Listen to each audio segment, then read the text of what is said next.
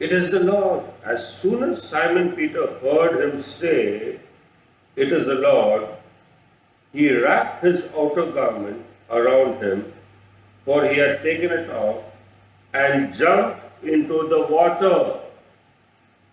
This seems very strange to me.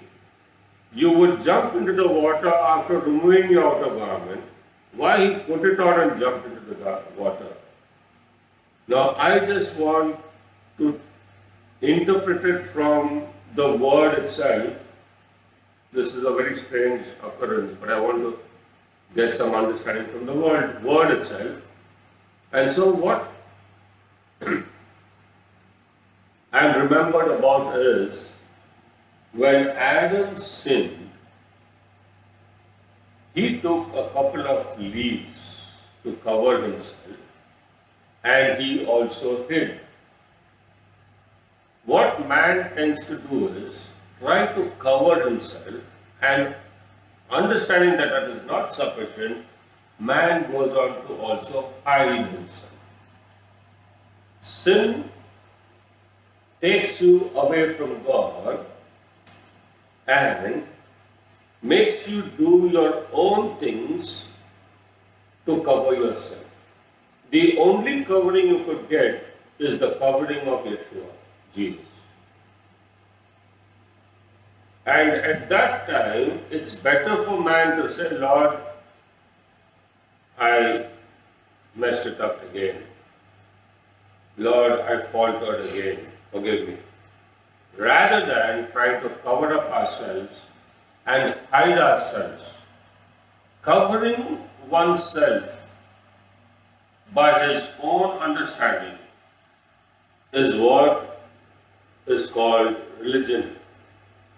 Religion trains us to cover ourselves. Religion is the act that satisfies our conscience. So you tend to cover yourself and justify that now I'm covered. So in the context of Adam, he covered himself and he hid himself by jumping into the water. Because at that moment, the things that would have rushed into his mind would have led him to do nothing better. Remember, the same man has in the back of his mind the cock crowing. He denied the Lord. Although the Lord showed up, he didn't say much to the Lord, and the Lord didn't say much to him. All this has accumulated within him, and hence I feel he did this. Verse 8, the other disciples followed in the boat, towing the net full of fish, for they were not far from the shore, about 100 yards. When they landed, they saw a fire of burning coals there, with fish on it and some bread. If you want to talk to men and open up their minds, remember, give them something tasty to eat, especially when they are hungry. A man who's walked the whole night will be very hungry. They'll be only thinking of now, let's rush home and get some grub. The Lord knows your needs. The Lord is not preaching. He takes care of you, your body, your soul, and your spirit. And in advance, He has prepared breakfast for them, fish and bread, early in the morning. The whole night they went, they caught no fish, they would have caught a cold. They obeyed the command, they got a huge catch. But it's going to take time by the time you cook the fish. The Lord has kept it ready for you. He is a God who loves and a God who takes care, a God who provides, a God who keeps His word. They see the fire, they see the fish, they see the bread, and their mouths must be watering, but not knowing what to do. Let's read on. Verse 10. Jesus said to them, "Bring some of the fish you have just caught." I mean, the Lord is not ignoring your efforts. And that's why I teach this chapter so much, because I want to encourage the men to work. I get a lot of instruction in this chapter that tells me the Lord is not angry with them because they went fishing. He is willing to take what you get also at your labor. It's not that He's depending on it, but He is showing partnership. He's showing you acceptance. So bring some of it. But I like that the Lord includes our labor and the fruit of our labor. He is not rebuking us. So never ever think that you got to leave your jobs. Only then you can think of serving the Lord.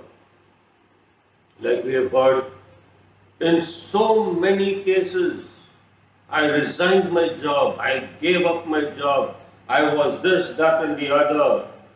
But today, I am serving the Lord, and that comes in a very sad statement because they want the tithes to survive. As long as you can put your net on the right side, you will get your catch. And the Lord will include your catch in His favor to you. That's a great blessing. So, verse 11. Simon Peter climbed aboard and dragged the net ashore. It was full of large fish, 153.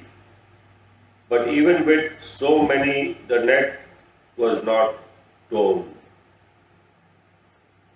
You see the blessing on your labor? No rebuke, no guilt, no retribution, no correction, just a blessing. And that tells me, go and do your work, but do it at the right time and on the right side. Do your work, and you will get your catch. 153 large fish is a lot.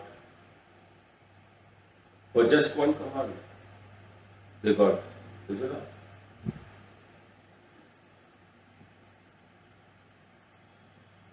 Jesus said to them, "Come and have breakfast." Now, if you imagine the scene, Peter is kind of wading back to the shore, and the boys are like on the shore and not sure what is happening or what is to be done. And the Lord said, "Bring your fish." And Peter drags the net ashore. Somebody must have grabbed the fish, clamped it, and given it to the Lord. And Peter is counting the fish. 153. How would you know this? Now, even there, whether Peter counted it or John counted it or Thomas counted it, the Lord didn't say, "Can you focus? I am here. The fish will remain with you forever. Spend time." He doesn't say that. You can count your profits. And you can keep your benefit. It's His blessing. He said, catch it on the right side. And that's for you. And there's no guilt in it. And so with this I tell every pastor, Go and throw your net on the right side and catch your fish and keep it. Nobody's going to ask you why you worked. Nobody's going to ask you why you're a part-time and not a full-time. Because the fact of the matter is, the moment you said yes to the Lord, the moment you said, the Lord is my Lord, I am a born again, from that time you're a full-time Christian. A full-time follower of Jesus is a full-time worker of Jesus. Never try to teach the people that we are full-time and you are no time. Never try to, this is a lie. Don't do this. This is not to be taught that only we are full-time. I am full-time teacher, full-time pastor. What do you think we are? We are not pastime here. In fact, when you work and do your ministry, you are doing overtime. How you like that? And you get a reward for overtime. 153 large fish. Thank you, Lord. Verse 12, Jesus said to them, come and have breakfast. And after all this, you get your breakfast ready on a platter. That's the blessing we enjoy in the kingdom. The Lord takes complete care of us. You don't have to go now and carry the fish on your back and go home and wake up your wife and or your mom or whatever and get the fish cleaned and this and that. It is there. The Lord takes care of us. Praise the Lord.